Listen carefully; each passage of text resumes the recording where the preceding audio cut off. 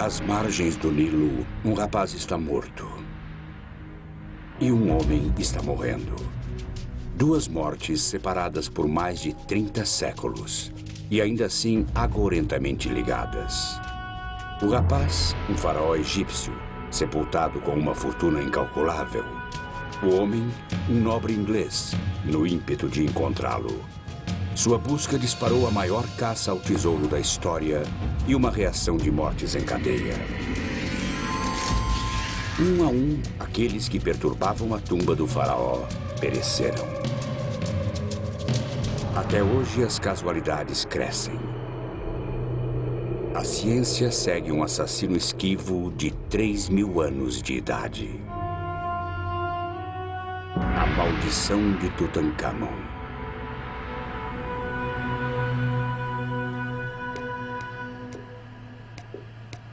No hospital da Pensilvânia, uma jovem está morrendo de fome.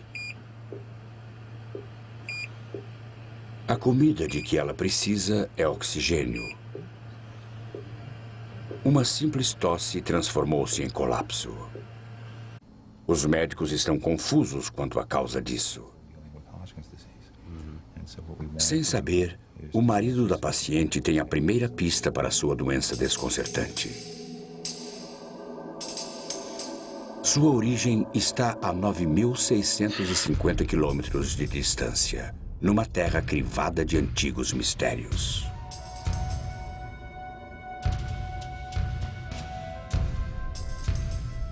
Este é o Vale dos Mortos. Esculpido em rocha está o maior mausoléu do mundo. 1500 anos antes de Cristo, os faraós do Egito foram postos para descansar aqui, no Vale dos Reis. Dizem que deste mundo não se leva nada, mas eles levaram. Cada faraó foi enterrado com o resgate de um rei. Marfim, ébano, ouro. E cada tumba foi camuflada pelo árido deserto. Mas quando os arqueólogos chegaram, séculos depois, encontraram apenas ossos ressecados. Outros estiveram aqui antes. Existe uma cidade inteira em Kurma, perto do Vale dos Reis, com 1000% de ladrões de tumbas, antigamente e agora. E quando eles não conseguem encontrar alguma coisa, eles a falsificam e vendem a você. Ou quando encontram alguma coisa, fazem réplicas e as vendem. E isso tem acontecido desde que o primeiro faraó foi enterrado. Para os arqueólogos, o Vale dos Reis ainda é o local mais rico da Terra. Ainda assim, uma vez acreditaram que ele não escondia mais surpresas. Certamente não é uma tumba rica de um faraó secundário.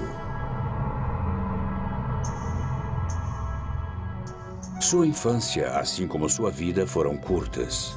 Aos 9 anos, ele assumiu o trono e recebeu uma esposa. 9 anos depois, ele estava morto. Pouco se sabe a respeito.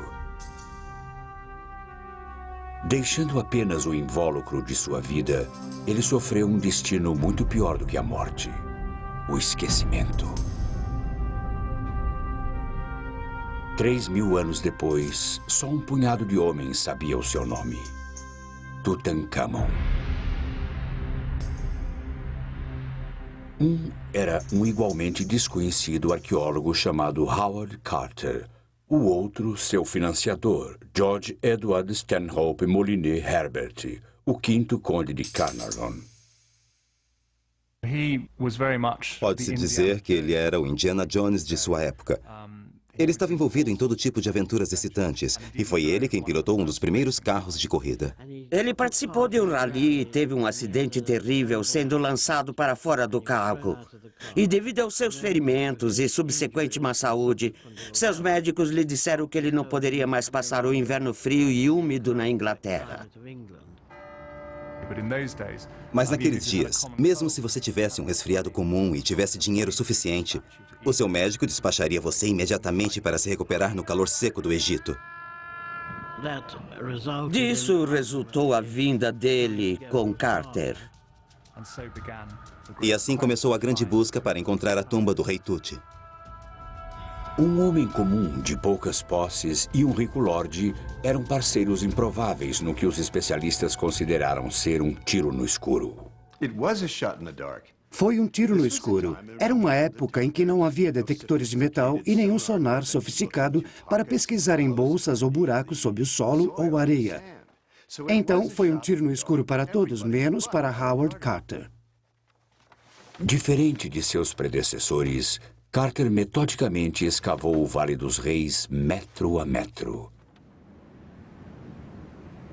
E encontrou hectares de desapontamento.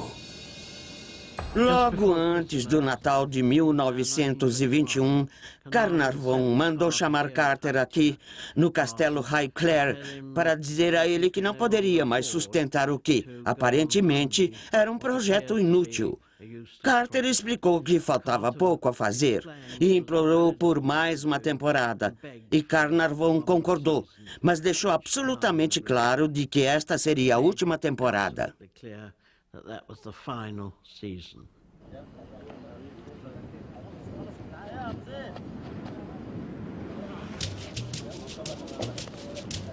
No terceiro dia, os trabalhadores descobriram degraus de pedra que levavam a uma entrada escondida carimbada com um selo antigo.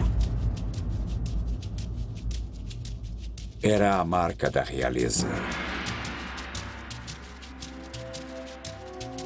Após 5 anos de más notícias, Carter enviou ao seu sócio um raio de esperança. Carnarvon estava tomando chá com sua filha Evelyn aqui no salão do castelo Highclere, quando receberam um telegrama que dizia: "Acho que descobrimos a entrada de uma tumba magnífica com seu selo ainda intacto. Esperamos sua chegada." Enquanto Carnarvon estava a caminho, algo assustador aconteceu a Carter. Carter vivia sozinho e, para lhe fazer companhia, tinha comprado um canário. E todos tinham ficado muito curiosos sobre esse pássaro amarelo. E disseram: "Esse maravilhoso pássaro amarelo vai nos levar até a tumba."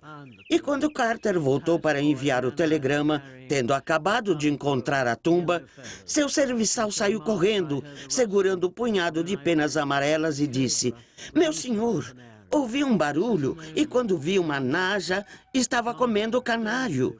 Isso é um mau presságio, isso é azar." Os trabalhadores naturalmente associaram o fato à naja, que está presente no ornamento de todo faraó, ser o próprio faraó que teria vindo e comido o sinal da esperança. E que seria uma época péssima para todos, as pessoas iriam passar por coisas terríveis e tudo mais. E Carter disse: "Não seja tolo. Apenas assegure-se de que a naja não esteja mais dentro da casa." No anoitecer do dia 26 de novembro de 1922, os trabalhadores tinham escavado uma segunda entrada que levava ao selo de Tutankhamon. Ela também tinha a marca registrada de ladrões, uma área onde a tumba tinha sido invadida. Parecia que Howard Carter estava 3.000 anos atrasado.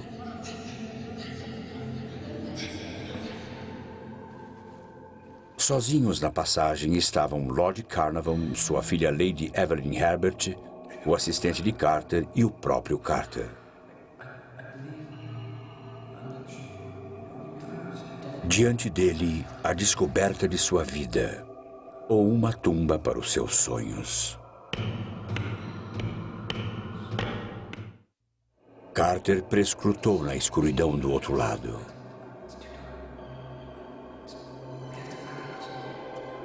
Finalmente, Carnarvon sussurrou: "Você pode ver alguma coisa?" "Sim", Carter respondeu. "Coisas maravilhosas."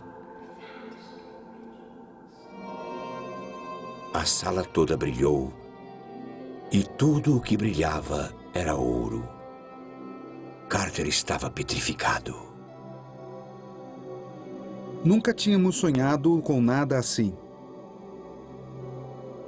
Um museu inteiro, cheio de objetos. alguns dos quais nunca tínhamos visto iguais. Era impressionante. Nunca houve outro faraó encontrado assim praticamente intacto. As pessoas têm procurado por eles. Dúzias e dúzias de grandes faraós. O povo mais rico, o povo mais poderoso de toda a história, em condições perfeitas. Estamos falando de coisas que você olha agora e não acredita que tem todos esses milhares de anos de idade. É incrível. Não posso pensar em outra escavação tão boa quanto esta. Nem consigo imaginar.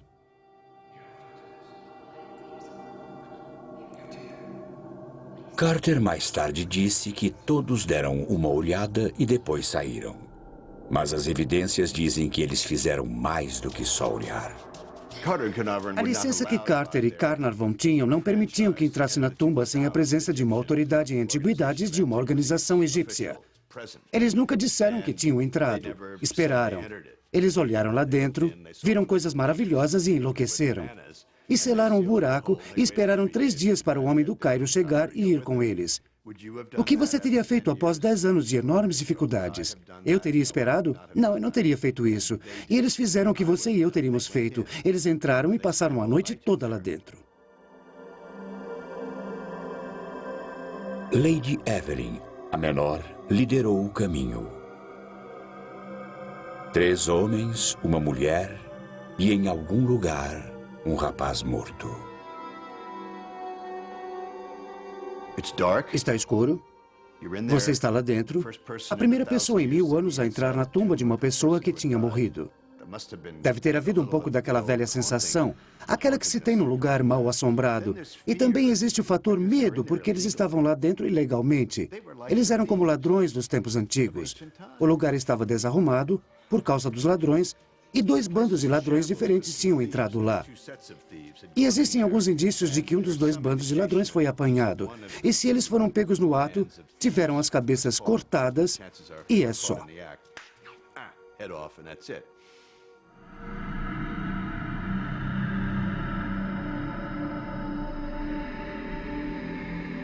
Os descobridores começaram a contar as suas bênçãos. Eles acabariam somando 5.000. A tumba de Tutancâmon foi a maior descoberta da história. Da noite para o dia, Carnarvon, Carter e Tut tornaram-se celebridades.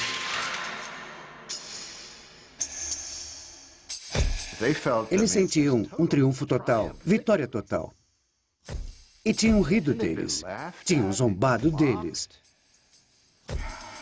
Todos sussurravam pelos cantos, eles perderam a cabeça, sabe? E ali estava. A tumba de Tutancâmon também entrou para a história como a primeira escavação preservada nas moderníssimas películas cinematográficas. Este pedaço de celuloide preservou os descobridores. Carter, como foi filmado por Carnarvon. Howard Carter era um astro. Acho que a recompensa pessoal para os arqueólogos, que todos podem ver, é a fama. Após uma grande descoberta, é claro, o público, os jornais, a mídia, a TV, todos irão correr atrás de você. No início, os arqueólogos gostam disso. Mas, no final, a fama não é divertida. Acho que a fama é uma maldição. Inebriados pelo sucesso, os descobridores cometeram um erro profético. A tumba de Tutancâmon iria se tornar uma das maiores histórias da história. Mas, para compensar suas despesas, Lord Carnarvon vendeu os direitos exclusivos para um jornal. O jornal foi o London Times. Esse era o jornal dos cavalheiros, era o jornal da nobreza. Ele assinou um acordo com eles, o que lhe causou um infindável pesar. Foi uma coisa idiota de se fazer, mas de qualquer modo ele fez. Carter viveria para lamentar o erro. Carnarvon, não.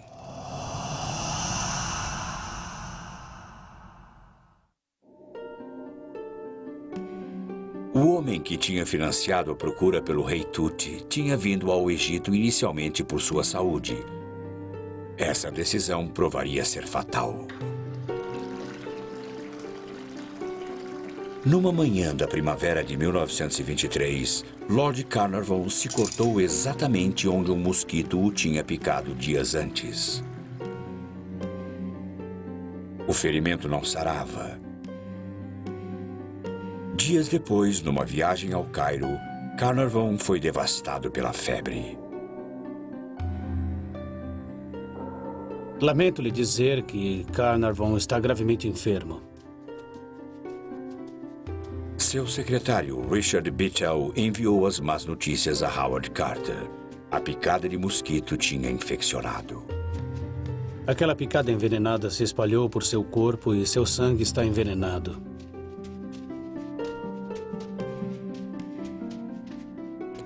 Enquanto a febre se transformava em calafrios, a preocupação de Bittel se transformava em medo.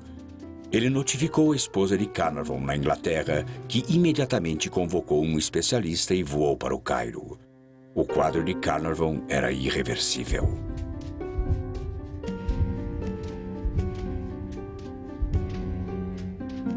No momento que ele morreu, todas as luzes do Cairo se apagaram.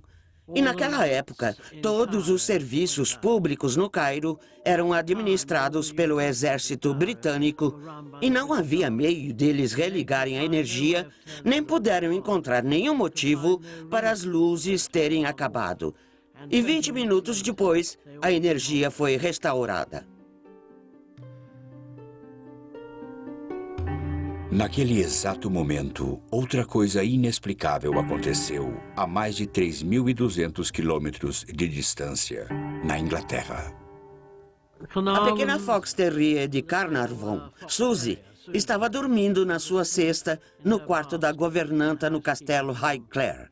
E no mesmo segundo que ele morreu, Suzy se sentou na sua cesta, uivou e morreu.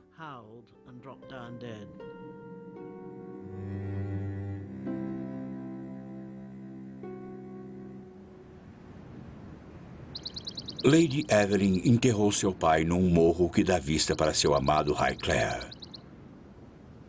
Ela também pôs sua aventura egípcia para descansar.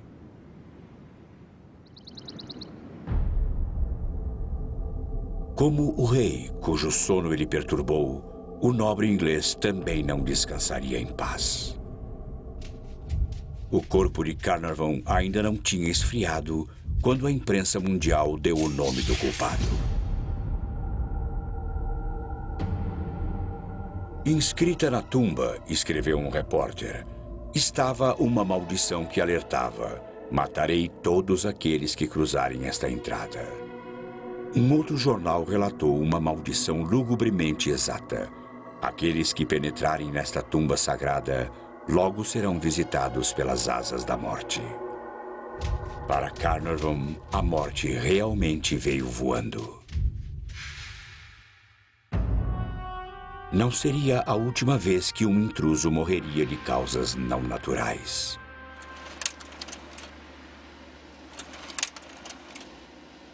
Seria a nossa lua de mel, porque não tivemos uma quando nos casamos. Entre os visitantes da tumba de Tut em 1995 estavam Gary Manson e sua esposa Cheryl. Para Cheryl, uma estudante de História da Arte, era a viagem de uma vida. Todos que conhecíamos sabiam que íamos para lá. Quando falava com alguém, a primeira coisa que dizia é que ia viajar até lá. As paisagens a impressionavam tanto que apenas vê-las não era o bastante. Estávamos descendo até as tumbas e olhando para as pinturas azuis escuras e vermelhas. Ela se inclinou para frente e estava olhando uma pintura muito de perto. Ergueu a mão até a pintura e aí tocou-a. Esfregou o dedo na tinta e o guia viu e gritou com ela. Ela se virou e disse: "O meu professor nos disse que se chegássemos até aqui, deveríamos tocar a pintura, não importa o que digam, porque nunca haverá uma segunda chance." Quando os Manson voltaram à Pensilvânia, os problemas de Cheryl começaram. 3 semanas após termos voltado, ela começou a ter uma leve tosse, que foi piorando até que ela finalmente estava tossindo a maior parte do tempo. Quando Gary pediu que Cheryl fosse ao médico, ela recusou. Ele já a tinha visto assim durante uma batalha extenuante contra a doença de Hodgkin. Ela tinha sido submetida a quimioterapia, tratamento com radiação, praticamente tudo a que se é submetido para o tratamento do câncer. E ela não queria voltar ao médico depois disso, mas finalmente ela teve que ir.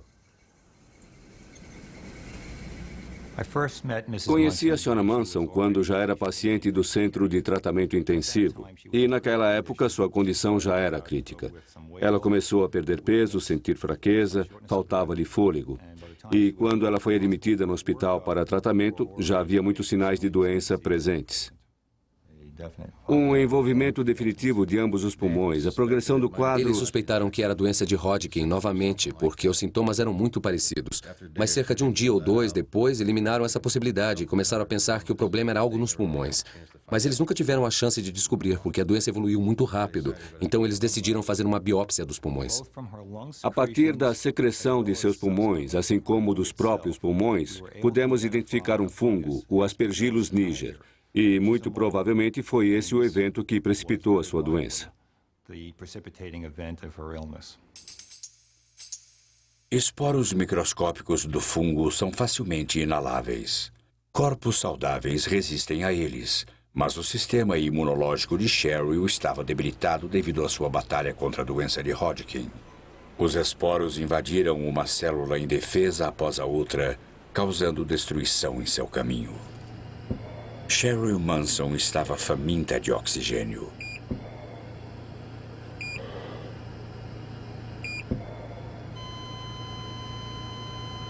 Dez dias após ela ter dado entrada no hospital, seus pulmões falharam.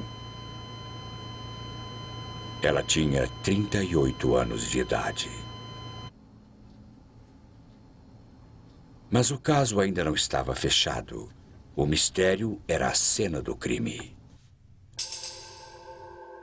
Onde Cheryl Manson encontrou seu assassino?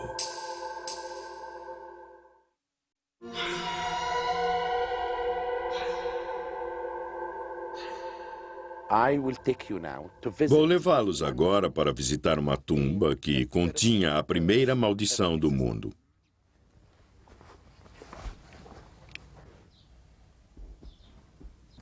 Esta é a tumba de Hesse. Ela data de mais de 4.000 anos. E na entrada da tumba existe a inscrição de uma maldição muito interessante. Todos os egípcios, de faraós a camponeses, guardavam suas tumbas com encantamentos e maldições. Mas para qualquer um que penetrar na sua tumba... David Silverman é professor de egiptologia na Universidade da Pensilvânia. Ele já traduziu dúzias de maldições antigas, incluindo a maldição de Hesse, de 4.000 anos. A maldição é uma interdição a qualquer um que entre na tumba e que tenha comido um determinado alimento proibido, como carne de porco ou peixe. Algo impuro ou algo impuro ligado à sua alma. Ou que tenha cometido um ato de impureza sexual, neste caso, adultério. E frequentemente ele fazia amor com todas as mulheres. E se isso acontecia, o indivíduo então podia ser punido na sua vida atual ou no pós-vida. Assim, ele seria julgado perante o grande Deus. Para o professor Silverman, nem toda maldição é acadêmica. Recebi um telefonema de um médico e ele me contou essa história muito interessante e muito infeliz sobre uma mulher que tinha ido com seu marido ao Egito e tinha entrado na tumba do rei Tut. E lá ela acabou pegando um fungo. Na época, sabíamos que tínhamos isolado o Aspergillus niger das amostras que colhemos da Sra. Manson e também sabíamos sobre a sua viagem. Tinha que ter pego algo lá. Então, o que tínhamos de descobrir era se esse fungo também estava presente nas tumbas que ela tinha visitado. É o único lugar de onde podia ter vindo. Assim, telefonamos ao Departamento de Egiptologia da Universidade da Pensilvânia. Eles estavam imaginando que isso tinha algo a ver com a maldição.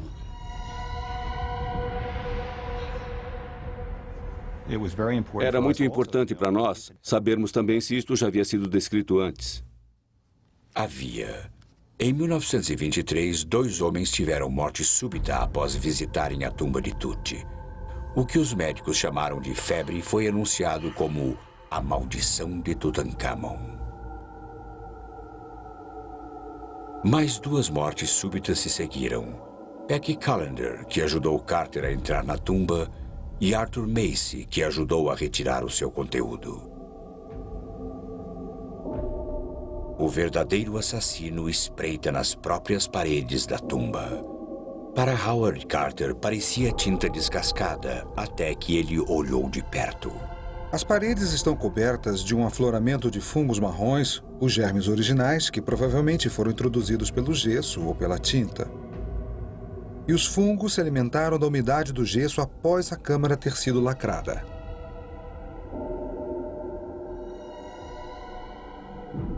O fungo é o Aspergillus niger. Na tumba cálida e úmida, ele prosperou, a única coisa que viveu durante 3.000 anos. Quando Cheryl Manson chegou aqui com um sistema imunológico debilitado, ela era uma ótima hospedeira para o fungo. Acho que ligando o nosso caso, que é um caso atual, à visita das próprias tumbas, fomos capazes de estabelecer uma relação direta entre o que pode ter acontecido aos arqueólogos que visitaram a tumba há tempos. E estou muito certo, pelo menos em alguns desses casos, de que o Aspergillus pode ter facilmente desempenhado um papel. A ciência estava pronta para encerrar o caso de Cheryl Manson, mas não a maldição de Tutankhamon. –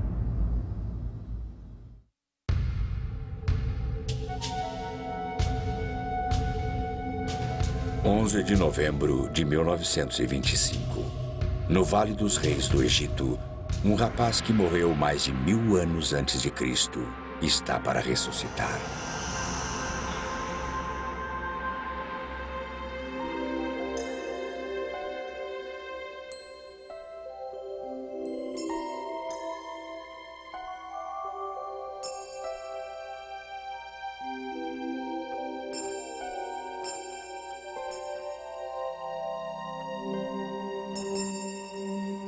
Tutankhamon descansa dentro de 3 sarcófagos, um dentro do outro.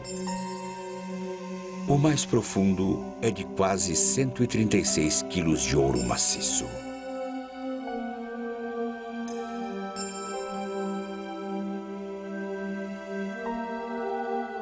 Dentro do sarcófago de ouro, encontra-se um objeto ainda mais surpreendente. A própria múmia, adornada com uma surpreendente máscara mortuária do jovem rei.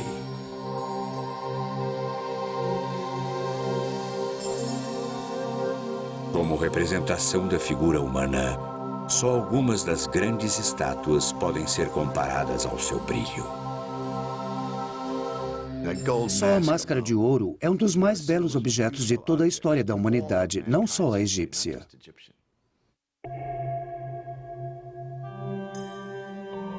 O corpo de Tutankhamon encontrava-se sob 13 camadas de linho. Enquanto Howard Carter as retirava, ele descobriu os preciosos amuletos escondidos no corpo para afastar o mal. Com o passar dos séculos, as resinas e óleos usados para mumificar o corpo tinham se transformado em cola. Para recuperar os amuletos, Carter realizou uma operação radical. Ele cortou o corpo.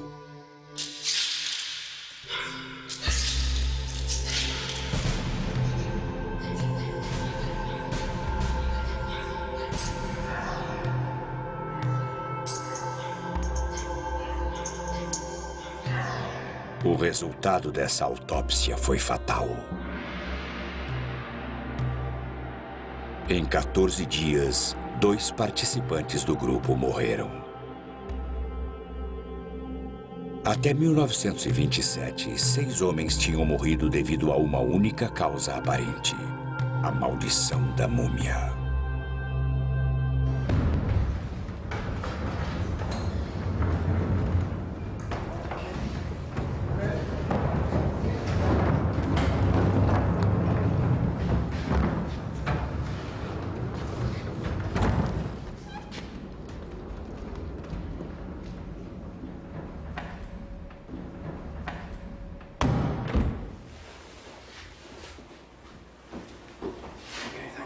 Esta é uma máscara muito bem preservada. Aqui se pode ver os fios de cobre em volta dos olhos de pedras preciosas. A doutora Rosalie David é a rainha das múmias. Como curadora de egiptologia para o Museu Universitário de Manchester, na Inglaterra, ela já realizou autópsias em 35 múmias, mais do que qualquer um. Ela também foi pioneira no método de fazê-lo sem destruir as múmias. Temos aqui a múmia de uma senhora de idade. Usando raios-x e endoscópios, penetramos por orifícios já existentes e colhemos amostras de tecidos que podemos usar para identificação para o DNA. Também esperamos que, no futuro, possamos detectar DNA viral e bacteriano nas múmias. Então, essa metodologia é muito melhor. O endoscópio permite que a doutora David examine o corpo sem ter de desembrulhá-lo, em completa segurança. Trabalhar com uma múmia pode ser um risco, tanto para o operador como para a múmia, porque o operador pode inalar os esporos do pó da múmia. E, por outro lado, o operador pode depositar bactérias e umidade na superfície da múmia, causando assim a sua decomposição. Apesar de morta há milhares de anos, uma múmia permanece viva com bactérias. Algumas inofensivas, outras letais.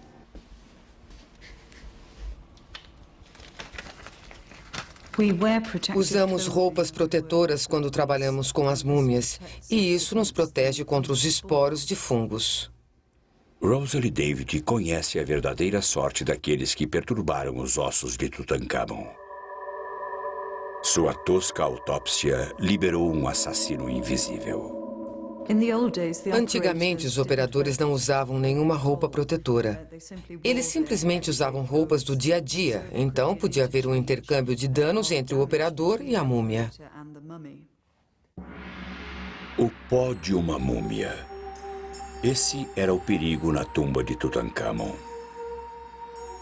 Ainda assim, 70 anos atrás, o mundo continuou tomado por um feitiço que alertava sobre a morte alada. A primeira vítima da maldição de Tutankhamon, o abastado Lord Carnarvon, deixou para seus herdeiros uma herança de nervosismo. Após a morte do meu bisavô, obviamente, meu avô herdou Hickler. E o meu avô estava muito preocupado com a maldição do rei Tutankhamon e não permitia que seu nome fosse dito no castelo.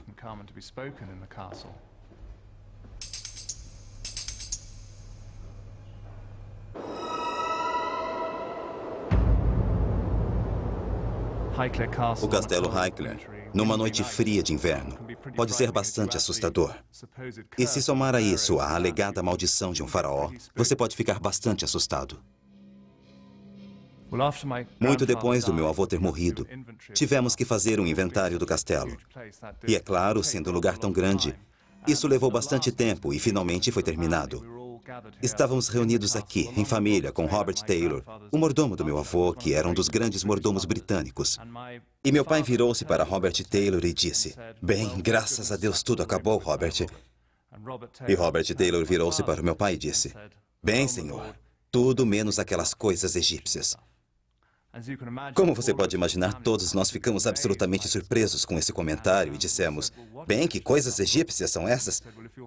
E ele disse: "Bem, se me seguirem, mostrarei a vocês os armários secretos."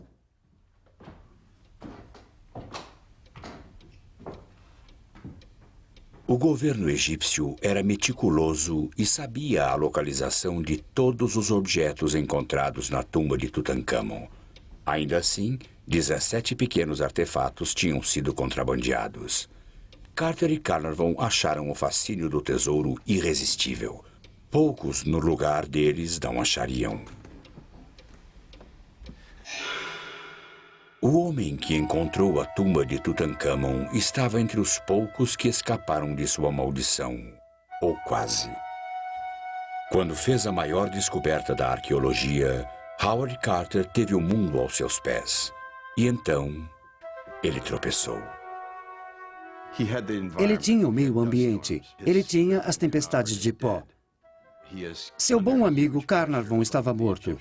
Ele estava sendo muito pressionado pelos egípcios. Estava sob enorme pressão da imprensa que não teve acesso à história. Ele tinha um espaço muito pequeno para trabalhar. Estava enlouquecendo, estava irritado. De qualquer modo, seu temperamento era explosivo. Howard Carter chegou ao limite. Ele não aguentou mais e enlouqueceu. Obcecado e com acesso ao que ele sentia ser a sua tumba, um dia Carter trancou todos para fora, inclusive os egípcios.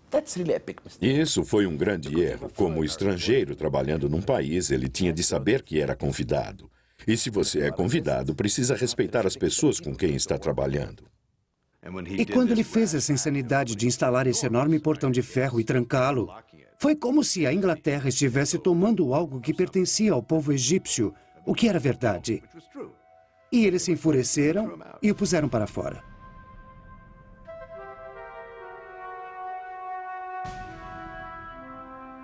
Após um ano de exílio, permitiram que Carter retornasse, mas a um preço terrível. Ele tinha de renunciar ao seu direito ao tesouro de Tutankhamon. O destino o poupou para viver dia após dia com o tesouro que ele encontrou, mas que nunca poderia possuir. Talvez a maldição definitiva. Carter passou a década seguinte no Vale dos Reis catalogando as 5.000 peças maravilhosas de Tut. No dia 2 de março de 1939, aos 65 anos, ele morreu de causas naturais.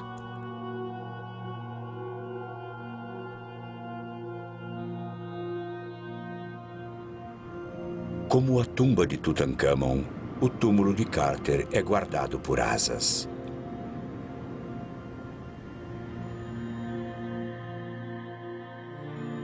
Antes de morrer, Carter ressarciu Tutankhamon. Os ossos do faraó foram remendados e deixaram que ele descansasse em sua tumba. Mas ele não descansaria. Numa reação em cadeia de tragédias, sua maldição fez mais 5 vítimas.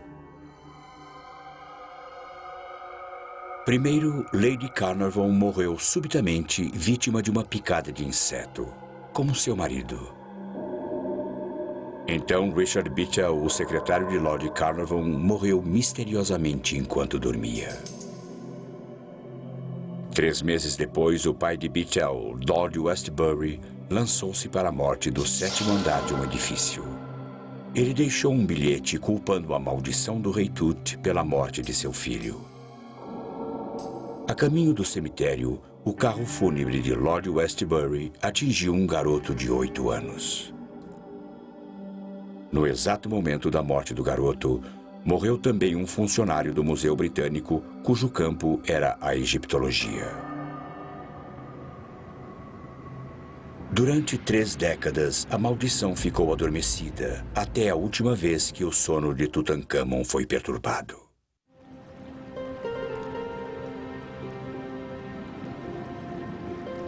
Perto das margens do Nilo, o faraó Tutankhamon foi enterrado com 5.000 peças de valor inestimável.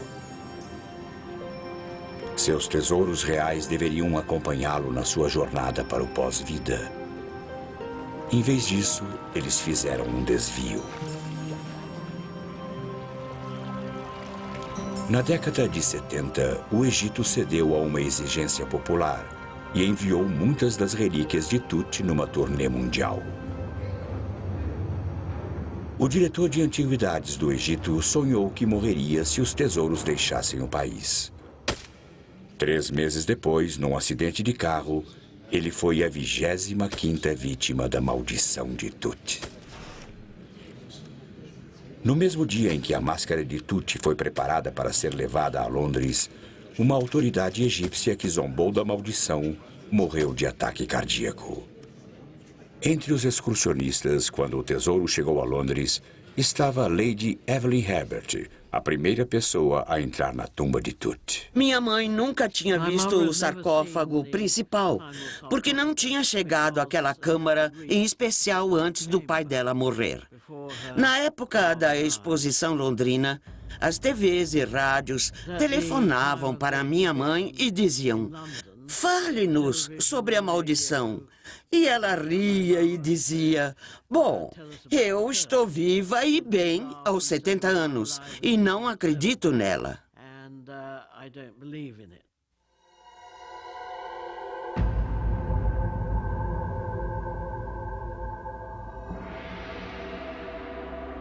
Acho que foi uma época muito emocionante, provavelmente traumática e estressante, porque ela estava vendo as coisas que ela percebeu que seu pai nunca tinha visto, após tantos anos de esforços. E saindo do museu, provavelmente na sua quinta visita, ela sofreu um grande derrame e ficou paralisada. Mas é claro que isso poderia facilmente ter sido uma coincidência e ter acontecido devido ao estresse e ao trauma.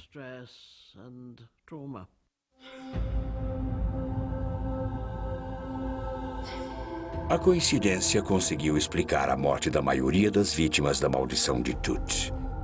Para explicar as outras, a ciência voltou para dar uma olhada mais de perto. Nenhuma das inscrições da tumba podem ser consideradas uma maldição. Então, o que consideraríamos, ou como egiptólogo, o que eu consideraria uma maldição, não ocorre na tumba do rei Tut. A chamada maldição foi inadvertidamente espalhada por sua primeira vítima. Quando Lord Carnarvon vendeu os direitos exclusivos da tumba de Tut ao London Times, os jornais rivais ficaram ultrajados. Quando Carnarvon morreu, eles se vingaram, publicando sobre os rumores de uma maldição. Até mesmo as ocorrências bizarras quando da morte de Carnarvon podem ser explicadas.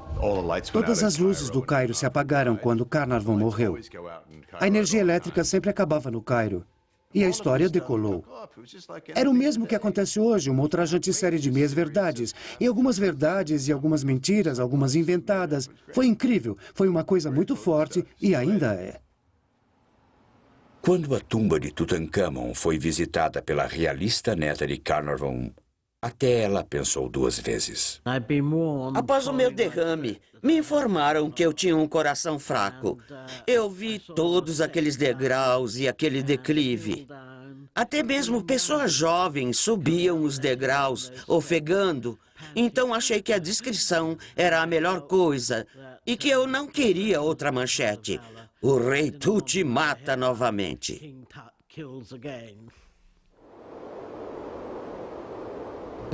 O filho de Lord Carnarvon disse que ele realmente não acreditava na maldição, mas também disse que não havia maneira de explicar muitas das coisas que aconteciam, e isso tem mantido a maldição viva. Acidentes podem acontecer, como me aconteceram muitas vezes. Há muito tempo eu estava escavando num sítio no Delta. No primeiro ano e no mesmo dia que puseram os artefatos no museu, alguém me chamou no museu e disse: "O seu tio morreu." No ano seguinte, no mesmo dia, disseram: "A sua tia morreu." E no terceiro ano, o meu primo morreu. Qualquer um que ouvir isso pensará na maldição. E até mesmo quando eu descobri uma tumba selada, linda, repleta de estátuas. As estátuas são incríveis, incríveis. E eu fui o primeiro a vê-las. No dia seguinte, ocorreu um terremoto no Cairo. No terceiro dia, eu tive um ataque cardíaco. Os repórteres fizeram a associação e falaram sobre a maldição. Não importa o quanto você tente matá-la, ela é como uma fênix que renasce repetidamente. Veja, não importa o quanto digam que o monstro do Lago Ness não existe, ou que OVNIs não existem, que não há lógica, ainda acreditamos neles, não é? Curador da exposição sobre Tutankhamon durante a sua turnê americana, Certa noite, Thomas Holvin teve um encontro cara a cara com o faraó amaldiçoado. Estiquei o braço e agarrei aquela máscara nas mãos e atirei do pedestal. Eu estava a uns 15 centímetros dela, olhando direto para aqueles lindos olhos. Eu olhei para a direita e para a esquerda e não havia ninguém por perto. Aí eu dei um beijo enorme naqueles lábios. E vou te dizer uma coisa, a maldição saiu de mim. Fiquei limpo, estou ótimo. O tesouro de Tutancâmon agora reside no Museu do Cairo, onde milhões de pessoas o têm apreciado. O museu também é a humilde tumba de dinastias de faraós. Mas Tutancâmon ainda descansa no Vale dos Reis. Antes o mais obscuro dos faraós, ele agora é o mais famoso. Os antigos egípcios iam para o túmulo com uma crença imortal. Diga o meu nome e eu viverei. Tutancâmon, agora um nome conhecido, tem o que mais queria, a imortalidade.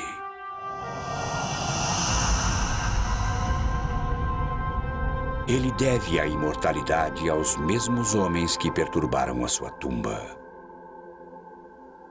Eles também deixaram para Tutancâmon o tipo de proteção que outros faraós matariam para ter. Uma maldição que faria até os mais céticos prudentes.